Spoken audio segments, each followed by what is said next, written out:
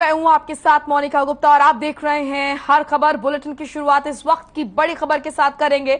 झज्जर से बड़ी खबर आ रही है। फैक्ट्री में अमोनिया गैस का हुआ रिसाव। आपको बता दें कि फैक्ट्री में टैंक से निकल रहे पाइप से ये रिसाव हुआ है। फैक्ट्री स्टॉक और लोगों को सांस लेने में दिक्कत हो रही है। फैक्ट्री स्टाफ और वहां आसपास रह रहे लोगों को सांस लेने में दिक्कत हो रही है। कुछ लोगों को अस्पताल में भर्ती भी कराया गया है।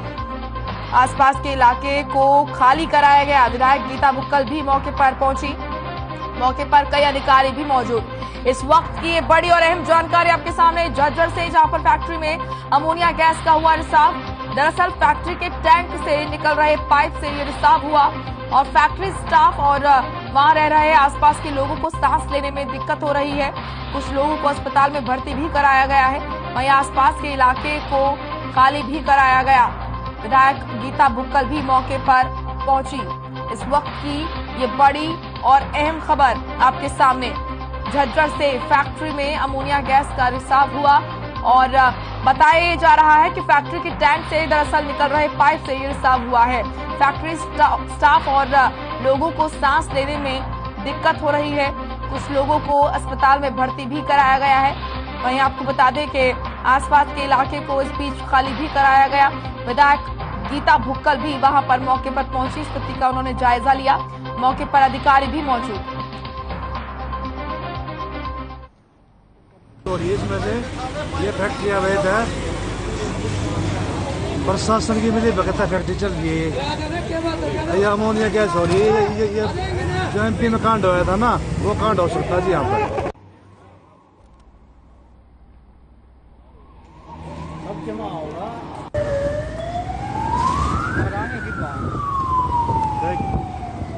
क्या हाल हो रहा है?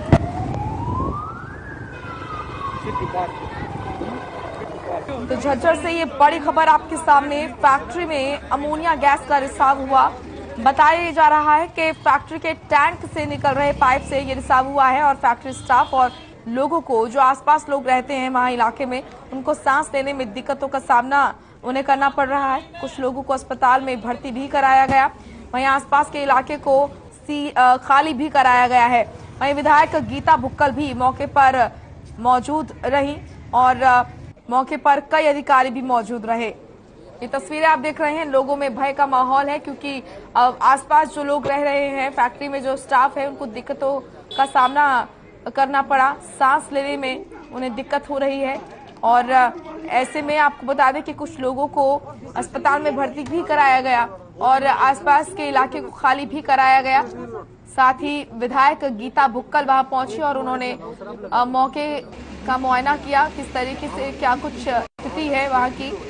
वहीं मौके पर अधिकारी भी मौजूद रहे। ये तस्वीरें आप देख रहे हैं। विधायक गीता बुक्कल वहां पर अधिकारियों से तमाम चीजों के बारे में पूछती हुई, स्थिति के बारे में जानकारी लेती हुई।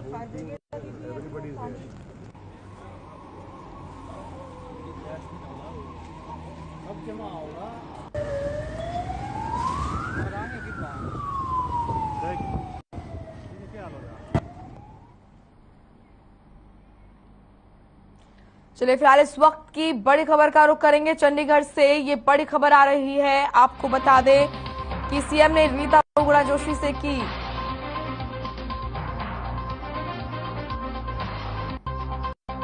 मुलाकात। इस वक्त की ये बड़ी और अहम जानकारी आपके सामने। चंडीगढ़ से ये बड़ी खबर आ रही है।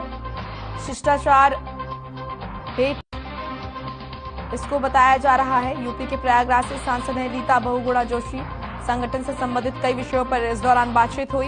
यूपी के प्रयागराज से सांसद हैं रीता बहुगुणा जोशी। इस वक्त की बड़ी खबर, सीएम मनोहर लाल ने रीता बहुगुणा जोशी से शिष्टाचार भेंट की और संगठन से संबंधित कई विषयों पर इस बीच चर्चा हुई।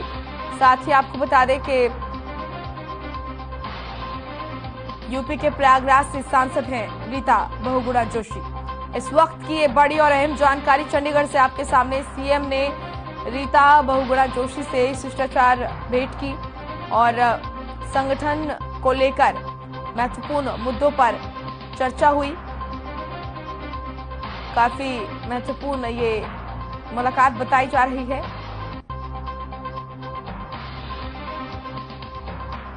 तो ये बड़ी खबर आपके सामने चंडीगढ़ से सीएम मनोहर लाल ने रीता बहुगुणा जोशी से शिष्टाचार भेंट की और बताया जा रहा है संगठन से संबंधित कई विषयों पर इस दौरान बातचीत हुई। यूपी के प्रयागराज से सांसद है रीता बहुगुणा जोशी और ये तस्वीरें उस दौरान की जब सीएम मनोहर लाल और रीता बहुगुणा जोशी के बीच मुलाकात हुई, शिष्टाचार भेंट की ये तस्वीरें। वहीं संगठन से संबंधित विषयों पर इस दौरान बातचीत हुई, चर्चा हुई।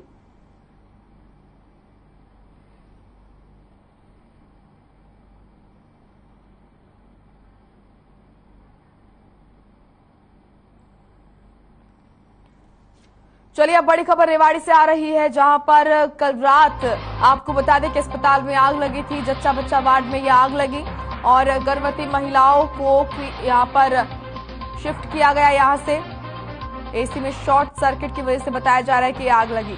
कड़ी मशक्कत के बाद आग पर काबू पा लिया गया है।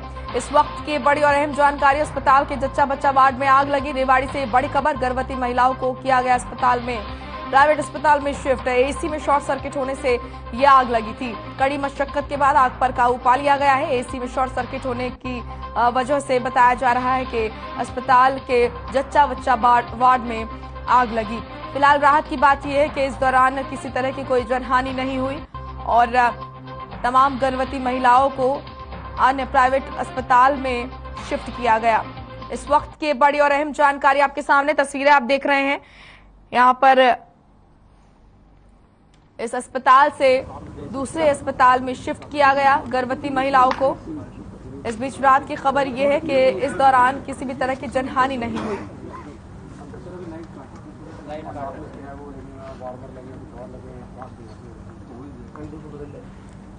और ये तस्वीरें आप देख रहे हैं क्योंकि देर रात की ये घटना है। देर रात इस अस्पताल में जच्चा बच्चा वार्ड में क्योंकि आग लगी थी, तो ऐसे में वहां तुरंत ही मौके पर पहुंचे अस्पताल प्रशासन और साथ ही सीएमओ, एसएमओ और तमाम बड़े अधिकारी वहां पर पहुंचे। कंप्रेसर था एसी का, वो अचानक फटने लगी। तो उससे पहले जैसे धुआं उठा, हमारे कर्मचारियों ने सभी ने 7 बच्चे सेफ निकाल ली और सारे बच्चे हमारे साथ के साथ सुरक्षित हैं और प्राइवेट में। अभी घटना हुई है कि हम 2 घंटे पहले आए थे, बावल से रेवाड़ी घाल दिए। रेवाड़ी से रोहतक के लिए लिख रहे थे। रोहतक के लिए हमने जो कही मगर हम कहाँ जाए इतनी दूर। जब ऐठा झटी हुई है, जब हमारी डिलीवरी हुई है, फिर भी रेवाड़ी के रोहतक के लिए लिख रहे थे।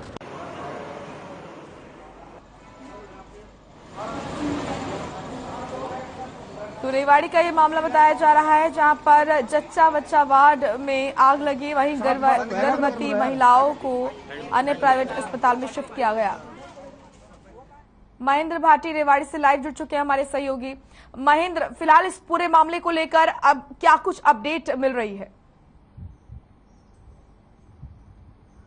जी, मैं आपको बता देना चाहूंगा कि देर रात ये हादसा हुआ है क्योंकि जच्चा बच्चा वार्ड में आईसीयू वार्ड बनाया हुआ है। आईसीयू वार्ड में जो लगा एसी था, उसका बलौर रात को अचानक से फट गया। जैसे ही बलौर था तो वहाँ धुआं रिश्ते लगा, धुआं धीरे धीरे फैलकर पूरे जच्चा बच्चा वार्ड में फैल गया। वहाँ अफरा तफरी का माहौल बन गया। इसी दौरान इसकी सूचना जो है आला अधिकारियों और दमकल विभाग को दी गई। दमकल विभाग और आला अधिकारी मौके पर पहुंचे, लेकिन आग को तुरंत ही जल्दी काबू कर लिया गया था। लेकिन वहां मची अफरा तफरी के बाद जो आला अधिकारी वहां पहुंचे और वहां पे जो गर्भवती महिलाएं जो एडमिट भर्ती कराई गई थी 20 के करीब, उन्हें आनंद फानंद में एम्बुलेंस के जरिए निजी साथ के प्राइवेट अस्पतालों में पहुंचा दिया गया है। इस दौरान 7 बच्चों ने भी जन्म लिया था और उस 7 नवजात बच्चों को भी निजी अस्पतालों में शिफ्ट करा दिया गया था। और मौके पर जिस तरह से अफरा तफरी का माहौल मचा था, तो आला अधिकारी मौके पर पहुंच गए। कर्मचारी जो थे सहायता में जुटे और मदद करके आग पर काबू पाया गया और हालात अभी बिल्कुल सामान्य कर दिए गए हैं, क्योंकि ये धुआं जो तो निकला था या आईसीयू के बलौर फटने से निकला था, अभी तक यही माना जा रहा है। लेकिन अभी तक पूरी पुष्टि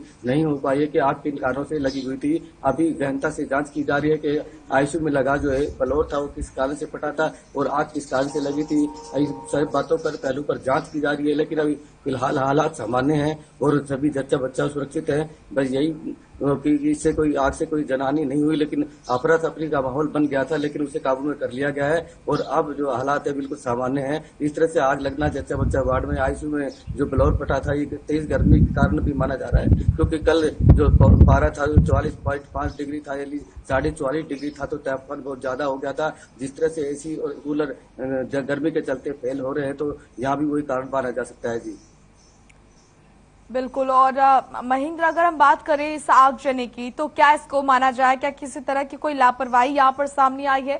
क्या कुछ जांच में सामने आया है?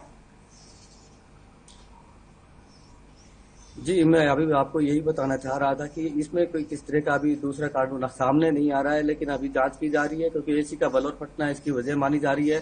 शॉर्ट सर्किट की वजह से एसी का ब्लोर फटा है, ये माना जा रहा है। तापमान कल ज्यादा था, 45 डिग्री के करीब ये तापमान यहाँ नापा गया था, तो इसमें गर्मी की वजह भी मानी जा रही है कि ताजा गर्मी से एसी जो का ब्लोर था हीट हुआ, हीट होने के बाद वो फट गया, जिसमें धुआं निकलने लगा। धुआं धीरे धीरे करके जच्चा बच्चा वार्ड तक पहुंचा और सबका दम घुटने लगा। इसी तरह तफरीक मच गई और वहां से उनको शिफ्ट कर दिया गया, लेकिन इसकी जांच पूरी तरह से की जा रही है। आग किन कारणों से लगी, अभी आग के लगने का असल कारणों का अभी पता नहीं चल पाया है, लेकिन फिर भी स्वास्थ्य विभाग के आला अधिकारी इसमें जांच में जुटे हैं कि आग लगने के असल कारण क्या थे।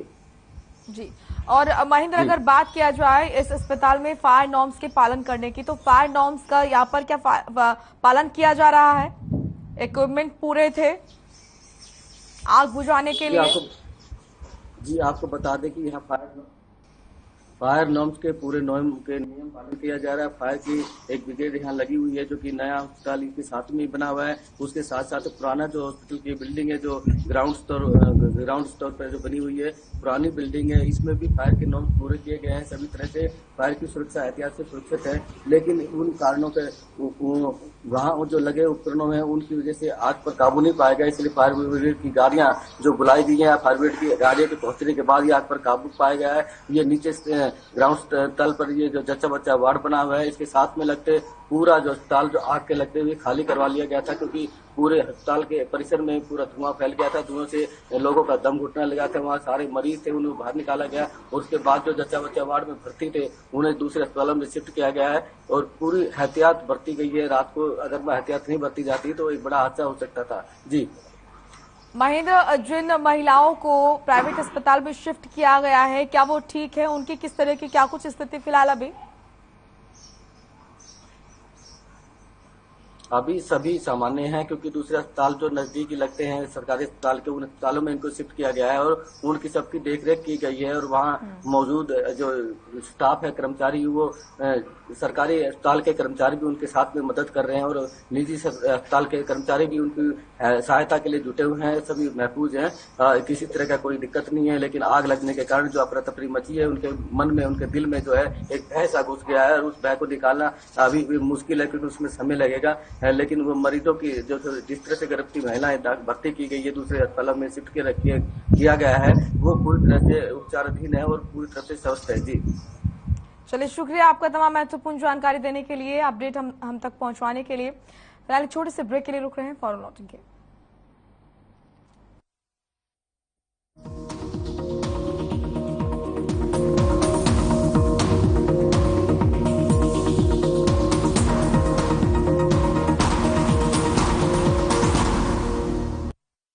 I can make dosas faster. Must be joking. Bus 3 easy steps. Mix with water, spread batter, fry. गाना डाउनलोड हुआ? नहीं, पर तब तक मैं इडली बनाती हूँ। हमने बनाया किट से। मेरे जैसा कोई दूसरा? चुलबुलापन जिसकी हर बात में घुल जाए, जिंदगी में रंग भर दे। मेरी जैसी मेरी अपनी पताका चाय, गजब का स्वाद। अरे रंगों का उमंगों का जज्बा कहाँ रुकता है, मन साफ है तेरा अंदर तो बाहर दिखता है। जो अच्छा हो, जो सच्चा हो, वही तो दिखता है। हम निरमा एडवांस हैं, मन की तरह कपड़े भी साफ रखते हैं। निरमा एडवांस। पंजाब है जसप्रीत का ठिकाना, मुंबई है आदर्श का आशियाना, केरल का गोविंदन निवासी, कोलकाता में जन्मे है काशी।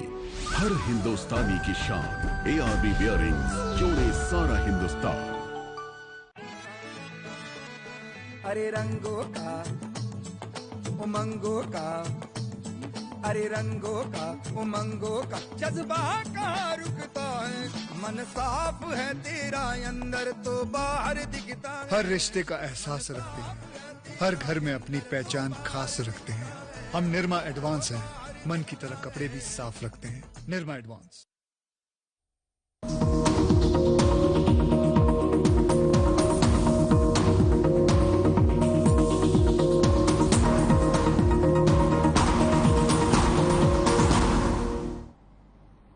ब्रेक के बाद स्वागत है आपका। रुक करेंगे खबरों का। उदयभान को कांग्रेस की कमान सौंपने के बाद पार्टी में नई चुनौतियां पैदा हो गई हैं।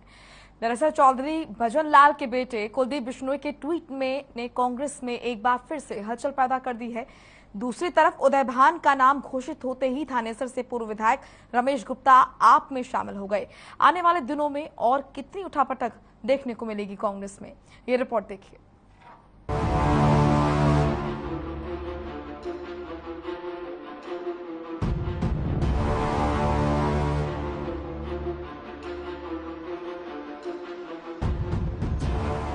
कांग्रेस हाईकमान ने पंजाब और बाकी के राज्यों की तर्ज पर हरियाणा में भी 4 कार्यकारी अध्यक्षों की नियुक्ति करते हुए सभी सियासी दिग्गज नेताओं में संतुलन साधने का काम किया है। कांग्रेस की पूर्व प्रदेश अध्यक्ष कुमारी सैंजा ने हाई कमान के फैसले का स्वागत किया। साथ ही सभी से कांग्रेस को मजबूत करने के लिए मिलजुल कर काम करने की अपील भी की। प्रदेश अध्यक्ष मुझे बनाया गया, तकरीबन 2.5 साल हो गए हैं।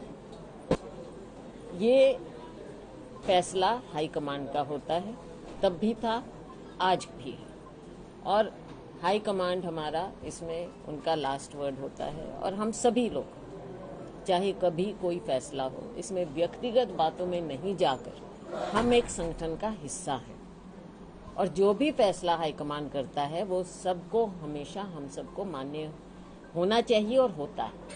मैं नई टीम को, नए अध्यक्ष बने हैं उदयभान जी, और जो कार्यकारी अध्यक्ष हैं 4, उन सबको मैं बधाई भी देती हूँ और अपनी शुभकामनाएं भी देती हूँ। लोकतंत्र है, लोकतांत्रिक पार्टी है, हर एक कार्यकर्ता का अपना अधिकार है। कोई वो महसूस करता है तो पार्टी नेता से, नेतृत्व से बात कर सकता है। उस ट्वीट में मेरे बारे में तो कोई जिक्र है नहीं, और ना ही मेरी कोई कुलदीप बिश्नोई से किसी प्रकार की लड़ाई है। अब जिस समय किसी से नाराजगी नहीं है, मेरे से किसी की भी कोई नाराजगी नहीं है, और उनकी कोई बात है तो वो अपनी बात कर लेंगे।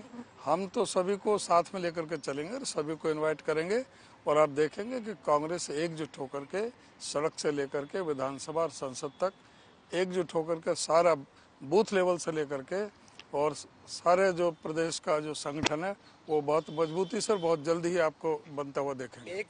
कुमारी सैलजा ने भले ही अपना दर्द छिपा लिया हो, लेकिन उदयभान को हरियाणा कांग्रेस अध्यक्ष बनाने पर विधायक कुलदीप बिश्नोई नाराज हो गए और देर रात ट्वीट करके उन्होंने अपना दर्द बयां कर ही दिया। कुलदीप बिश्नोई ने लिखा, साथियों, आप सबके संदेश सोशल मीडिया पर पढ़ रहा हूँ। आपका अपार प्यार देखकर मैं अत्यंत भावुक हूँ। आपकी तरह गुस्सा मुझे भी बहुत है, लेकिन मेरी सबसे प्रार्थना है कि जब तक मैं राहुल जी से जवाब ना मांग लूं, हमें कोई कदम नहीं उठाना। अगर मेरे प्रति आपके मन में स्नेह है तो संयम रखिए। चर्चा है कि उन्हें विधानसभा चुनाव में कोई बड़ी जिम्मेदारी सौंपी जाएगी। वैसे तब तक धैर्य रखेंगे या इससे पहले ही कहीं और उड़ान भर लेंगे, कोई कह नहीं सकता। उधर बीजेपी को एक बार फिर कांग्रेस की हालत पर तंज कसने का मौका मिल गया, तो वो पीछे क्यों रहने वाली थी। कांग्रेस को प्रदेश अध्यक्षों की टीम मिली है और अलग अलग क्षेत्र से अलग अलग जातियों को साधने की कोशिश की है।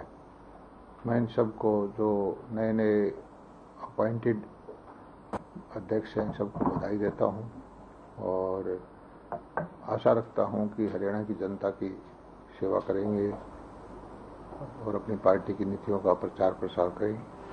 उदय भान के प्रदेश कांग्रेस अध्यक्ष बनने के बाद एक बात तो बिल्कुल साफ है कि पूर्व मुख्यमंत्री और नेता प्रतिपक्ष भूपेंद्र सिंह हुड्डा ने कांग्रेस के अंदर जंग जीत ली है। लेकिन इसके साथ ही सन 2024 में हरियाणा को जिताने की जिम्मेदारी भी उनके कंधों पर आ गई। अब सबसे पहले प्रदेश कांग्रेस संगठन बनाने की जरूरत है, जो कि कई साल से नहीं बना। फिर गुटबाजी पर कैसे नियंत्रण पाया जाएगा? इसके बाद युवा और वरिष्ठ कांग्रेसियों में तालमेल बनाने की बात भी आती है। अब चाहे कुछ भी हो, कांग्रेस हाईकमान ने जो भरोसा जताया है, अब उस पर खरे उतरने की चुनौती पूर्व मुख्यमंत्री भूपेंद्र हुड्डा के सामने है। ब्यूरो रिपोर्ट, हर खबर।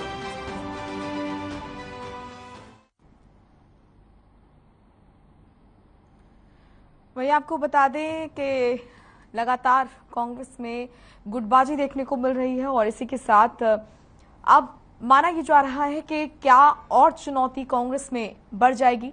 चलिए रुक करेंगे अगली खबर का। मुख्यमंत्री मनोहर लाल शुक्रवार को दिल्ली दौरे पर रहेंगे। अपने तयशुदा कार्यक्रम के तहत सुबह मुख्यमंत्री मनोहर लाल पालम एयरपोर्ट पहुंचेंगे। इसके बाद सीएम लाल किले में संग्रहालय का दौरा करेंगे। ग्राफिक्स के जरिए आपको बताते हैं सीएम मनोहर लाल का क्या रहेगा शेड्यूल। सुबह 10:40 पर पहुंचेंगे पालम एयरपोर्ट और साथ ही इसके बाद 11:15 पर लाल किले में संग्रहालय का दौरा करेंगे। 5:30 बजे शाम को गुरुग्राम में RWA के कॉन्क्लेव का समापन कार्यक्रम जो होगा उसमें शामिल होंगे। तो ये पूरा कार्यक्रम सीएम मनोहर लाल का। वहीं हरियाणा के मुख्य सचिव संजीव कौशल ने चंडीगढ़ के सेक्टर 17 परेड ग्राउंड में आयोजित फार्माटेक एक्सपो 2022 और लैबटेक एक्सपो 2022 का उद्घाटन कार्यक्रम में वो पहुंचे। हरियाणा के मुख्य सचिव संजीव कौशल ने कहा कि व्यवसाय के विकास और फार्मा क्षेत्र में निवेश के लिए हरियाणा एक आदर्श गंतव्य है और राज्य सरकार फार्मास्यूटिकल नीति के माध्यम से निवेशकों को विभिन्न वित्तीय प्रोत्साहन प्रदान कर रही है। कार्यक्रम में उन्होंने कहा कि मुख्यमंत्री मनोहर लाल के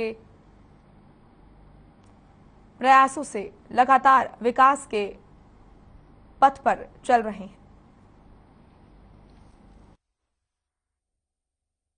बहुत अच्छा लगा। फार्माटेक और लैबटेक के आज एक्सपो का शुरुआत हुई है। 28 से शुरू होनी थी, जो आपको मालूम ही है, और 11,000 स्क्वायर मीटर्स के क्षेत्र में ये लगाई गई है और इसमें 200 से भी अधिक एग्जिबिटर्स हैं।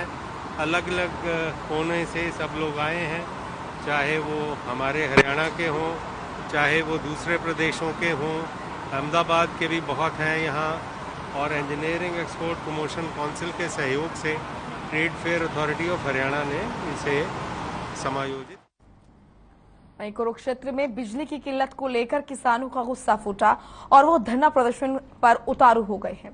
वहीं कस्बा शाहबाद में खेतों में बिजली न आने के चलते कलसाना पावर हाउस का किसानों ने घेराव किया। इस दौरान बीकेयू के नेता भी मौके पर मौजूद रहे। वहीं प्रशासनिक अधिकारियों ने खेतों की बिजली पूर्ति पूरी करने के लिए 2 दिन का समय मांगा। इस दौरान यहां पर बीकेयू चढ़ूनी ने चेतावनी दी है कि 2 दिन के अंदर अगर बिजली पूर्ति पूरी नहीं हुई तो एसई कुरुक्षेत्र कार्यालय का घेराव करेंगे। और वहीं कलसाना पावर हाउस पर किसानों का घेराव देखकर भारी पुलिस बल तैनात रहा।